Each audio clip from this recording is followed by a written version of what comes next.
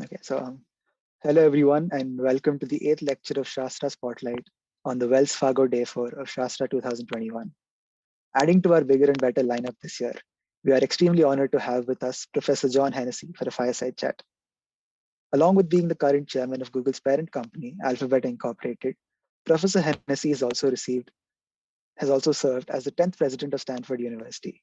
Being a visionary for the future, he was among the first leaders to establish Silicon Valley as the global hub for computer technology, and hence is fondly referred to as the Godfather of Silicon Valley.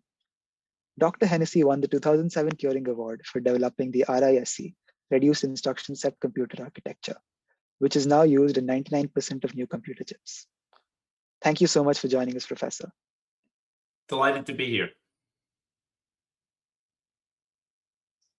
Thank you, sir. Without further ado, let's begin with the fireside chat. So the first question to you, sir.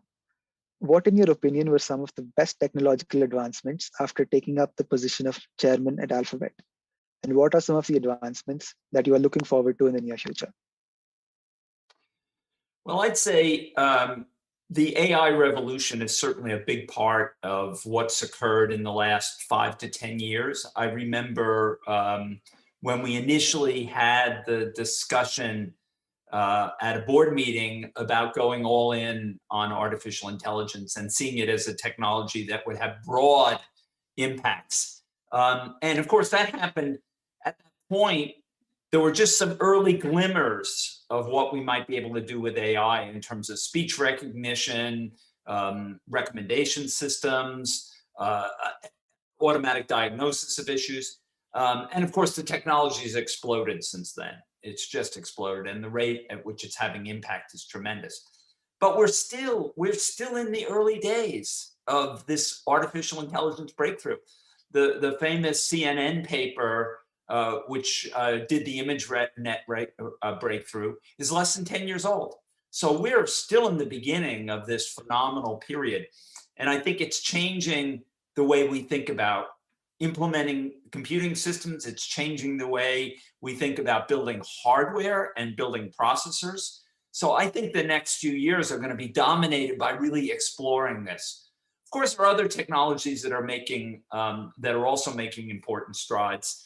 New memory technologies, important breakthroughs. 5G obviously is going to affect our ability to connect up. But I think AI is going to be so fundamental. It's going to touch so many parts of the computing infrastructure and the way we interact with it that I think it's going to have a dominant role going forward. That was a very insightful answer, sir. So next question. Silicon Valley is a massive powerhouse with all the technological R&D, as well as the huge amount of data that goes through it on a daily basis. What is your opinion about so much power being concentrated in one place and in the hands of some very powerful people? Well, one place, it's a fairly big now and fairly diverse place. You know, when I first arrived in Silicon Valley in the 1970s, there was essentially very little computer industry in Silicon Valley. It was dominated by the semiconductor industry. And none of the computer companies were on the West Coast. And in fact, I still remember getting on an airplane to go back and talk to people at IBM and Digital Equipment Corporation back east. So there's been this massive shift, of course, with now the West Coast generally, I mean, between Seattle and the Bay Area, playing a key role. Obviously, the educational institutions have made important contributions: Stanford, Berkeley, Washington, other great educational institutions, and the concentration of talent. I think we're going to see increasingly new areas of technology powerhouse that are built. I mean, clearly there's one building in India currently, in China, some on the East Coast as well, and we're going to see that spread. I think it's a complex interaction though, because these companies are now quite large. I mean, you say, all right, there's a lot of power in the hands of Google, but Google has more than 100,000 employees. And of that, a significant number are engineering people. So there's a diversity of different views and thoughts about how to evolve that technology. Of course, in the end, what really matters for these companies is the trust relationship with their users. If users don't trust them, for us, if users do not trust Google search is going to give them the very best answer that it thinks at the present time is the best answer, we're going to lose the users. So that trust relationship is absolutely important. I think we as users also have to become better educated. There's obviously a lot of data companies have. How do we want to restrict it? How do we want to make sure that it gets used in ways that help us as opposed to do some damage? And that's really up to users to become more sophisticated in how they think about using computers. Right, sir. So, yeah, moving on to the next question. In your book, Leading Matters, you've shared the core elements of leadership. What intrigued me the most was the elements of humility, trust, and empathy. We mostly see leaders becoming quite distant and authoritative in order to get the job done. So how and why would you say these qualities would help people reach their goals? Well, I'm interested, I believe institutions, whether it's a country, a university, even a large company, they don't change quickly. They change over long periods of time. And for somebody leading an organization to create significant change, they've got to be able to maintain that leadership and the trust of the individuals in the organization for an extended period of time. And each one of those attributes I cite contributes something else. Humility. The reason humility is so important is it makes it much easier to say, I don't know the answer, I need help. I need somebody else with expertise to come in and ask, as opposed to, I already know everything, I don't need anybody's expertise. Some places tried that with respect to the pandemic and it didn't work out so well. So I think we need to think about these things differently. I always felt that having an authentic and trustful relationship, particularly when leading a university, for example, with the faculty or in a company role with the employees, is critical. Because when you come to a challenge or when you want them to take a leap of faith to embrace a new opportunity, they need to be inspired. They need to believe that you're going to take them to some place that's better than where they are today. And that really relies on that trust relationship. I think authoritarian leaders can sometimes have tremendous effect over short periods of time, but it's very hard to last, to sustain your leadership with that style of leadership. That was a wonderful answer, sir. So, in the last 15 to 20 years, we've seen a lot of technological development compared to the years before that. Do you feel we are moving too fast and dangerously and letting technology take over our lives, or are we going at the right pace? Well, I think technology, the big change that's occurred, as you alluded to in the last 15 or 20 years, is the way in which technology has come into our lives in very deep ways. You know, Moore's law has been around for more than 50 years now. So we've been making lots of progress in terms of computing capability over the last 50 years. Yes. The degree to which it's integrated in our lives now has become absolutely crucial. You know, I can live without some pieces of technology, but don't take my internet connection away, please. I can't live without it. And now we've all become addicted to cell phones and other things. I think the one thing we have to be careful about, there's two things to worry about. One is controlling the way you use technology. People become too addicted to things. Look, you don't want every time somebody who thinks they're your friend posts something on Facebook, you don't want to get a notification. Turn notifications off so you're not constantly being interrupted and paying attention to the wrong things, so that you have the time to focus on something that requires extended study and duration. The other issue is one that we have to worry more about as an industry, and that's what I think of as unintended consequences. I think as we moved into the web-based world and launched all kinds of web interfaces for lots of things, we exposed lots of new security flaws that we didn't adequately think about ahead of time. So we've got security issues there.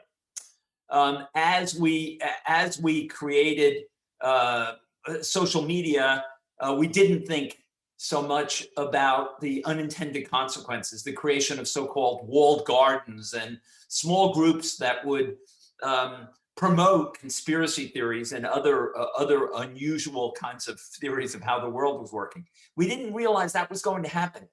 In fact, to be perfectly honest, when I first started using computers and got on what was then the ARPANET, the predecessor to the internet, you would never send a spam email. Never.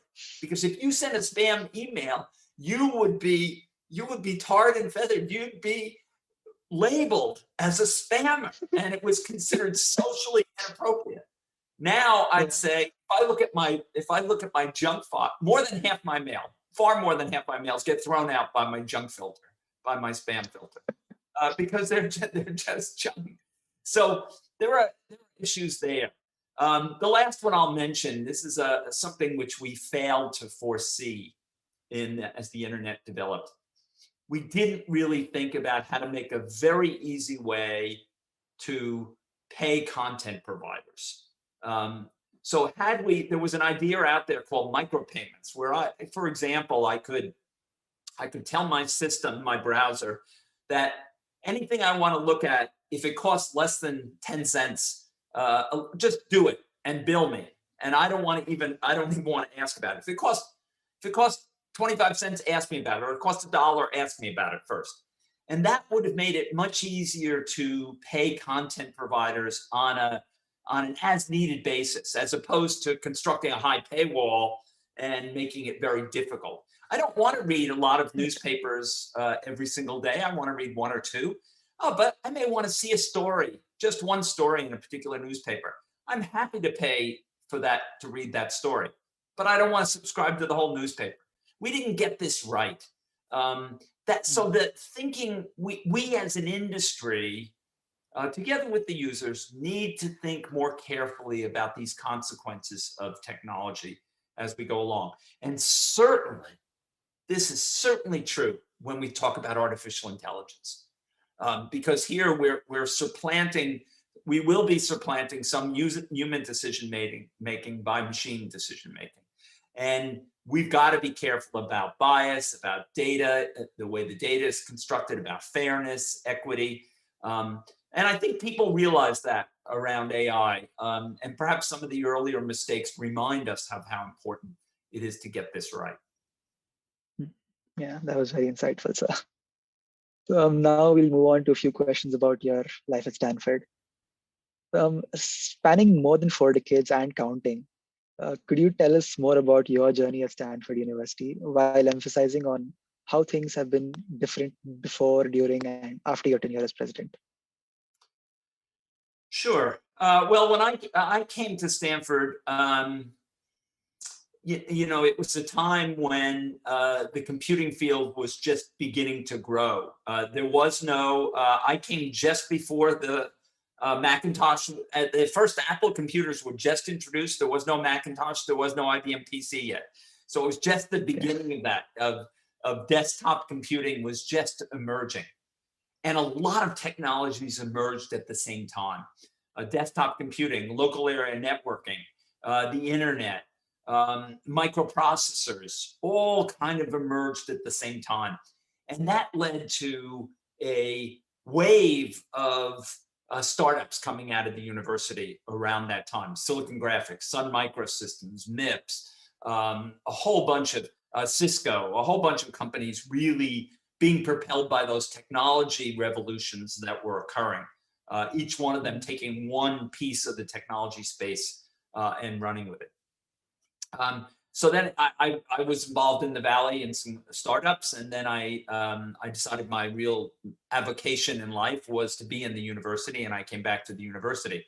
When I started, before I was president, my predecessor had put a lot of emphasis on improving the quality of the undergraduate experience. We were a great research university, but he really wanted to say, let's make as high quality an experience for our undergraduates as we can.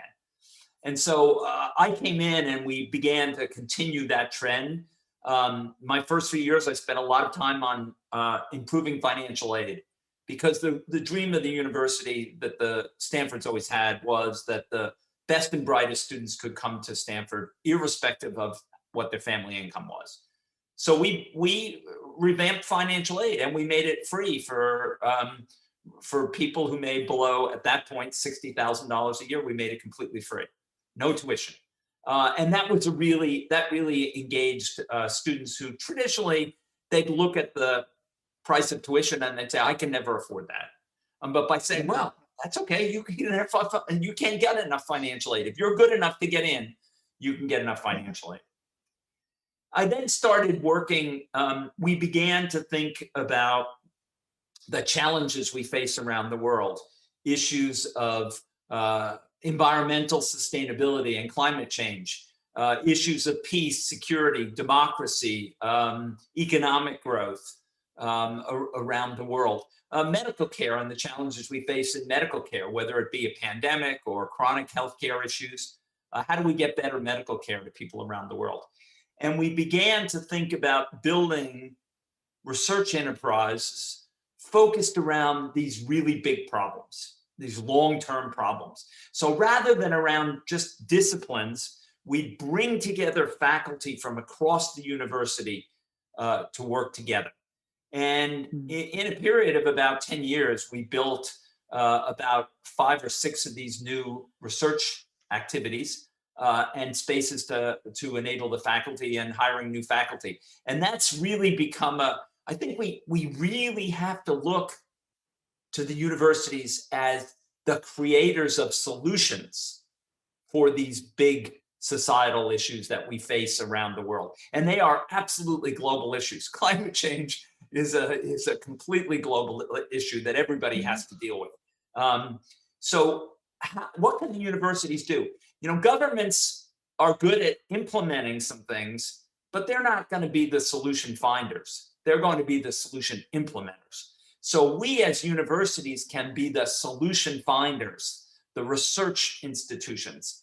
And I think trying to focus on those kinds of issues has really led the university to a new level in terms of its ability to make important contributions to making our lives and the lives of our children and grandchildren better. Right. Right, sir. That was really wonderful. Yeah, just as you were saying, Stanford has been a hub for budding startups, which have eventually bloomed into tech giants.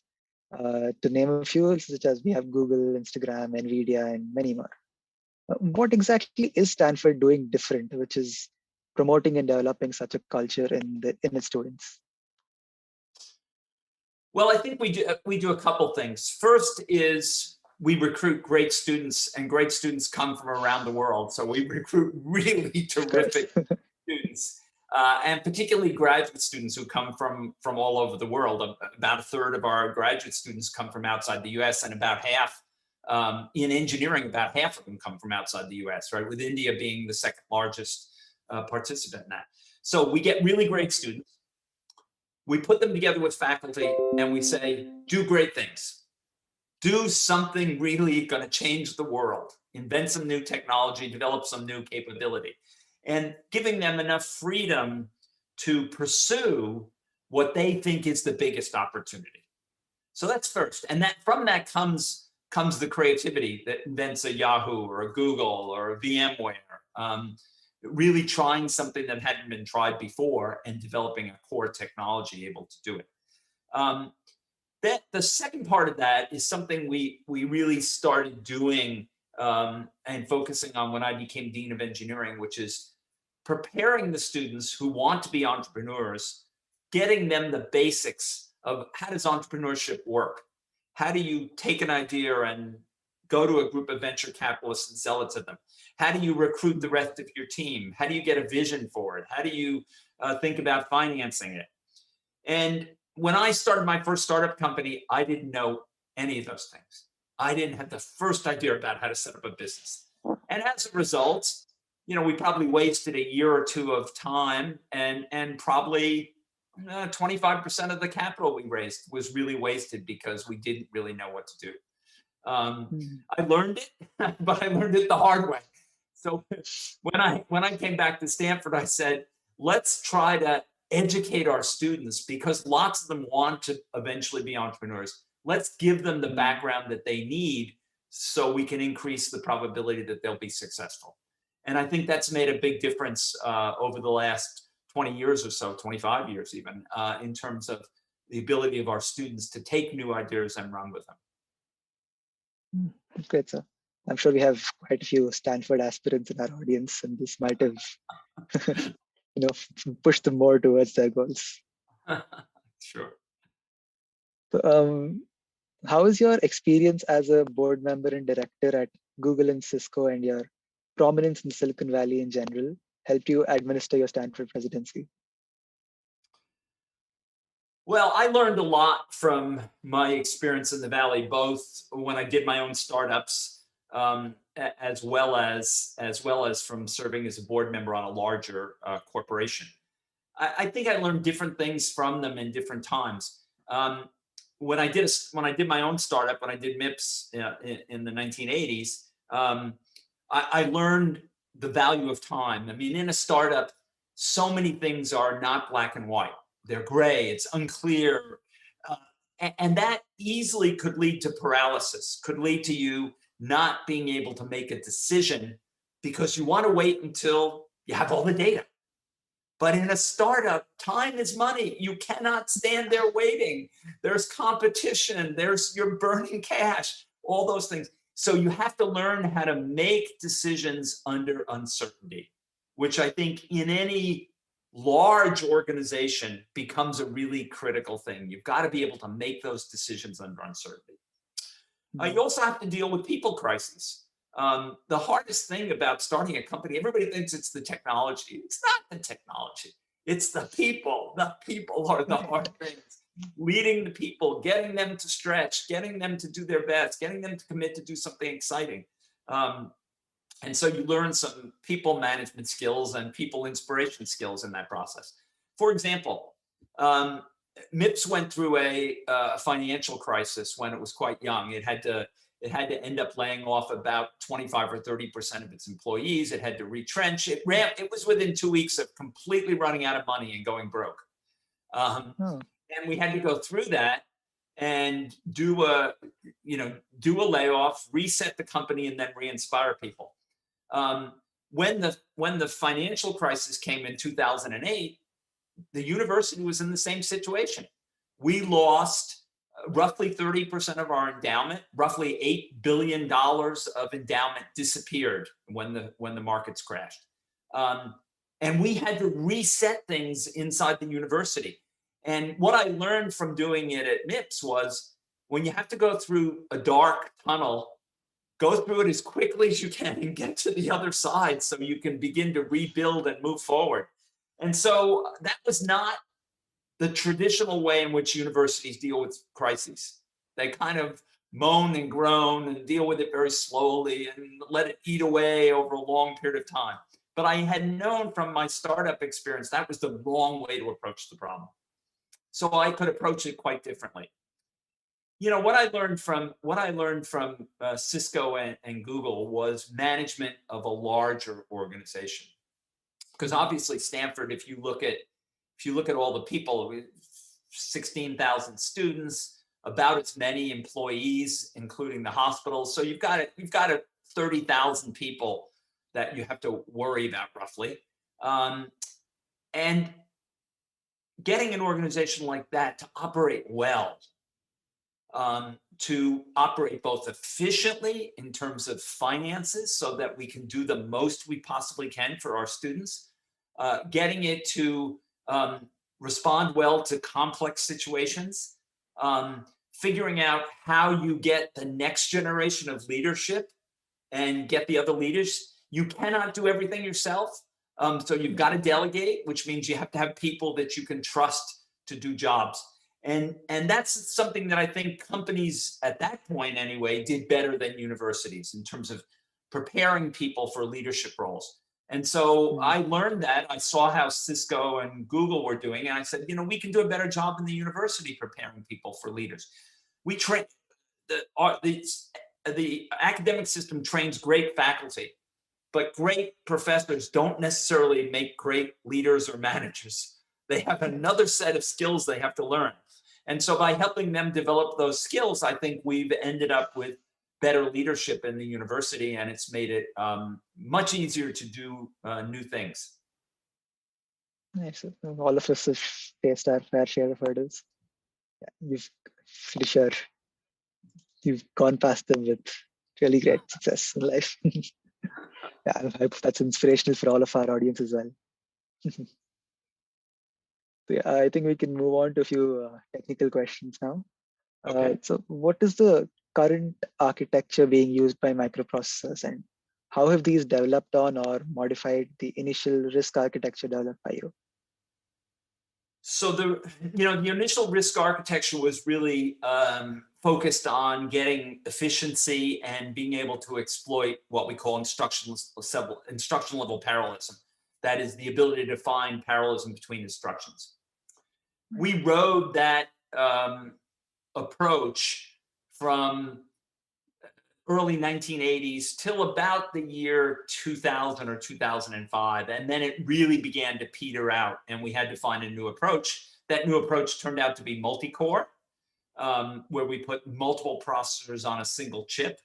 And we rode that for a while. And the combination of things that have occurred, particularly the beginning of the end of Moore's law and other effects with silicon, have meant that we need new approaches. And those new approaches combine two different ideas. One is domain-specific processors that are tuned for doing particular problems. Graphics processing units are one example, right? We've seen the big rise of these around AI processors, whether it's a TensorFlow processor or a general purpose GPU for doing AI problems. And we've always had those to some extent, right? Codecs, for example, have used them. But we're seeing more and more. The other key idea is the processors become heterogeneous. In other words, it's not a single processor. And the best example is the Apple M1. You look inside that, it's got 8 or 9 processors in it, some of which are domain specific, some of which are tuned to the particular, tuned in the terms of the use of power and performance. So there's a high performance processor, a high performance ARM-based processor, but there's a low performance ARM-based processor. And the low performance one is very power efficient, but it's not where you run something that requires a lot of performance. But a lot of times, I mean, particularly for a laptop, which is the primary design parameter for the M1, battery life is just as important, or maybe more important, than performance in a lot of times. Yeah. So you can trade off these processors. And I think we're going to see more and more of this kind of thing, which is going to generate some interesting work around software and what does the software stack look like to make these processors efficient. Right. So as a pioneer in computer architecture, you conducted a lot of research on the RISC architecture. What exactly drew you towards this field of computer architecture in general, and how did you end up completely revolutionizing computing with RISC? Yeah, it's an interesting question. I think my background is primarily as a software person, a compiler and low-level software person. And I started working as the kind of what we call the VLSI revolution came along, this time when, prior to the 1980s, the companies that designed integrated circuits and manufactured them were completely integrated. So you had Intel, National, AMD. They were both manufacturers and designers. There was no such thing as fabless semiconductors. And what the VLSI revolution that Mead and Conway really contributed to was to say, we should make this technology available to computer system designers who will think about new ways of using it that come from a computing viewpoint rather than a semiconductor technology viewpoint. Yeah. So we were starting up research projects like this at Stanford. The first one was the geometry engine that my colleague Jim Clark built that led to the founding of Silicon Graphics. And after Silicon Graphics got started, we said, well, where else should we look for an opportunity to use this technology? And since I had worked on compiler technology, very close to instruction sets, I said, well, let's think about how would we build an instruction set? And the world had changed and was changing dramatically because we were moving away from computers being big racks of hardware to computers being microprocessor based. And the existing designs out there, x86 and the Motorola 68000, were copying what had been done in the mini computers. And so we just said, let's get a clean sheet of paper and look at this problem from first principles. And in fact, the class, we started the MIPS project with a brainstorming class, with a graduate class. And we said, we don't know how we're going to do this. We're just all going to get together and think about how we might design something if we had a brand new clean sheet and we're designing on VLSI. And that led to a number of the key insights: focus on efficiency, focus on trying to make the processor fast at the same time, and that's where the key insights came from. And when we published our paper, we were surprised. We were surprised when we started publishing performance numbers, and here we're matching the performance of a mini computer that cost probably 10 times what it would have cost to build a computer out of our design. We were really surprised that the numbers were so incredible. We published the papers and we thought, oh, that's it, we're done. We'll just hand these papers over to our friends in industry, and they'll all design projects like this and they'll change the world. And what happened was the existing companies didn't do it. And finally, a famous computer pioneer by the name of Gordon Bell came to see me and said, look, your technology is too revolutionary. It makes all their products obsolete. They're afraid to obsolete their own products. If you want to see this technology get out there, you've got to go do a startup. So that convinced me that I needed to do it. And it was a long road from there to a successful company. It was a long and hard road, but well worthwhile. Yeah, we can clearly see that with all the microprocessors we have right now. Yeah. Thank you for that really informative answer, sir. So this brings us to the end of these questions. We can now move on to a few audience questions, which we've collected from the comments on YouTube and our other social media posts. So yeah, just as we were talking about the Apple M1, we have a question from Anirudh Ajit. So he says that Apple has set the bar really high with the silicon, with its high processing power and low power consumption. What steps or efforts should be taken by other organizations to try and compete with Apple? Yeah, I think we find ourselves in an interesting time. Think about how the computer industry is evolving over time. Prior to the 1980s, the industry was very vertically organized. You had a company like IBM. IBM built everything. They built the software. They built the hardware. They built the compilers. They built the operating system. They built the silicon. They built their own disks at that point. And then we turned into a horizontally distributed industry, right? Intel's over here. You've got Seagate and other disk manufacturers down here. Then you've got Microsoft in here. You've got various software companies building on top of that, all the web companies, and what's happening now is the industry is reintegrating vertically. And Apple's a good example, but it's also happening in Microsoft and Google and Facebook and Amazon. And the reason that's happening is that in order to get to the next level of performance and efficiency, you need to optimize across the software stack. You can't just say, okay, there's an interface here between the instruction set and the compiler, and it's fixed as it was for many years, and nothing changes. Instead, you have to optimize across that. And you can see this in an Apple M1. They're obviously taking advantage of the fact that they're the expert. They know what's running on that Mac. They understand what the applications are. They know how to map them to this heterogeneous processor. So I think we're going to see more of this vertical integration, and I think that's going to push other companies to think about it. And it's going to mean that a company like Intel, that's traditionally operated from sort of the instruction set down, is going to have to think about how it integrates more software knowledge and works more closely with the software providers. That was very insightful, sir.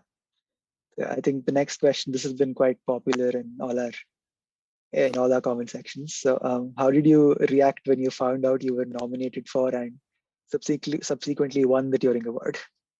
Well, I actually didn't know I'd been nominated. It's tradition not to tell people. You may hear some rumors, but it's tradition not to tell people because otherwise it gets their hopes up. And they, no, I got a call. First, Vint Cerf, one of the key inventors of the internet, sent me a message saying, "Can I get your cell phone, your personal cell phone number for my Rolodex?" And I've known Vint for 30 years, so I said, "Sure," and I sent it to him. And then I get a call from Alfred Spector, who I had known as a graduate when he was a graduate student at Stanford. And I'd seen him over the years in various industrial roles and things.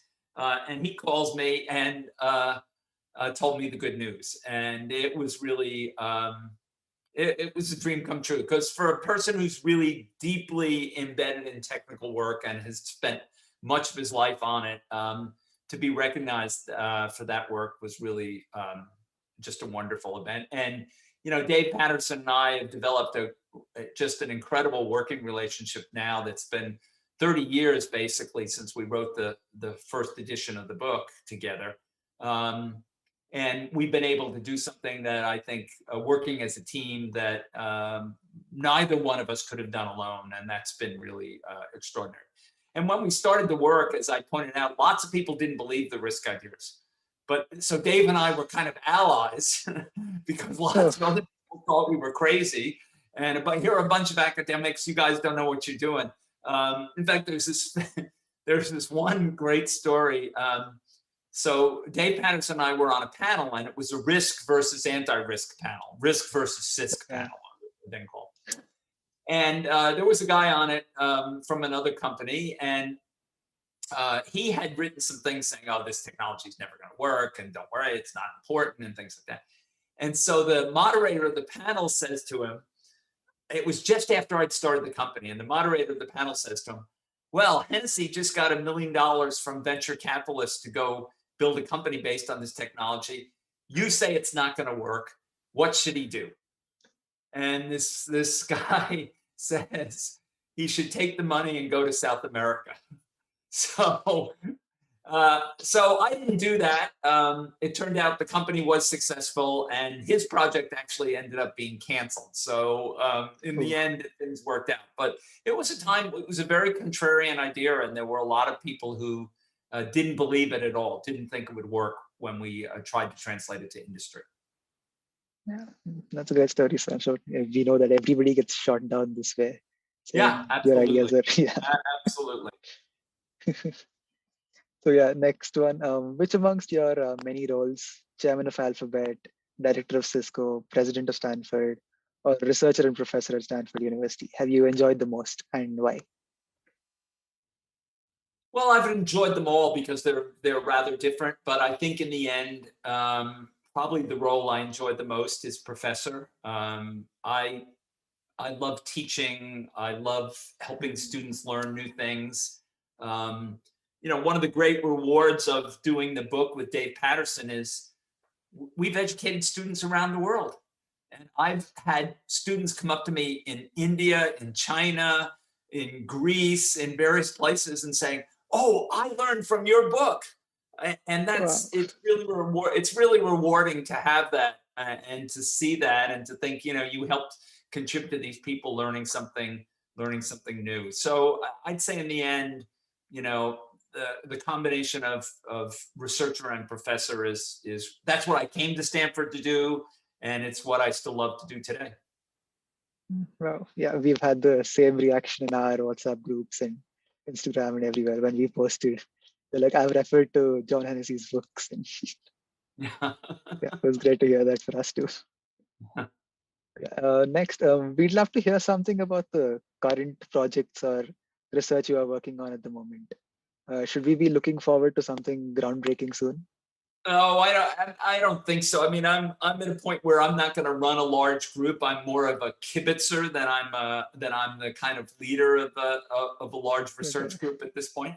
Partly because I'm an experimental computer scientist, and an experimental computer scientist, it takes about a decade to really move into a field and have a big impact on it. So when Mm, I stepped down as president, I said I'm gonna participate on a few research things, write a few, maybe work with some people on some papers, and I've been working on trying to understand this whole domain specific arena, and really grapple with the question of uh, how do you trade off in these domain specific processors? How do you trade off generality versus performance? Um, we know that if we make these processors very narrowly tailored to a particular problem, we can get good performance. But then they're not usable for lots of other problems. They don't have good performance. So how do those two things trade off? What's the curve? I mean, you can think about an efficiency curve that gives you, there's a set of processors, call it a Pareto efficiency, that give you the highest performance for a class of problems. And we don't yet understand how to trade those off. And that is problematic, especially at a time when AI is still in its infancy. Algorithms are changing monthly. So figuring out how we get that kind of flexibility, what's the software stack look like? How do we think about our software systems going forward? How do we think about flexibility in the languages we use? How do we get portability? So these are really important problems, and those are the things I've been mostly thinking about. okay. Yeah, I'm surely going to be looking forward to those papers. Mhm. Yeah, last question to you, sir. Uh, Finally, do you have any message for the young and bright minds of the nation and the world to lift their spirits in these trying times? Yeah, I think if you look at how difficult this pandemic has been, the one thing I think we've really seen is we've seen the triumph of science. We invented a set of vaccines in record time, roughly 5 times faster than it's ever been done before. That is extraordinary. And that's an extraordinary testimony to the ability of science to improve our lives for the better. And I think we all have suffered through this time. I think we can now see the light at the end of the tunnel, and the sooner we can get there globally, the better off we'll all be. And then we'll be able to get back to our work and pursue our passion. But I think Yeah. it's a real testimony to the investment we've made in science. I mean, here's a technology, this mRNA technology. It's almost never been used before, and all of a sudden, it's one of the key cures, one of the key ways in which we're gonna save lives. Um, I think it's also an important reminder that we're all in this together.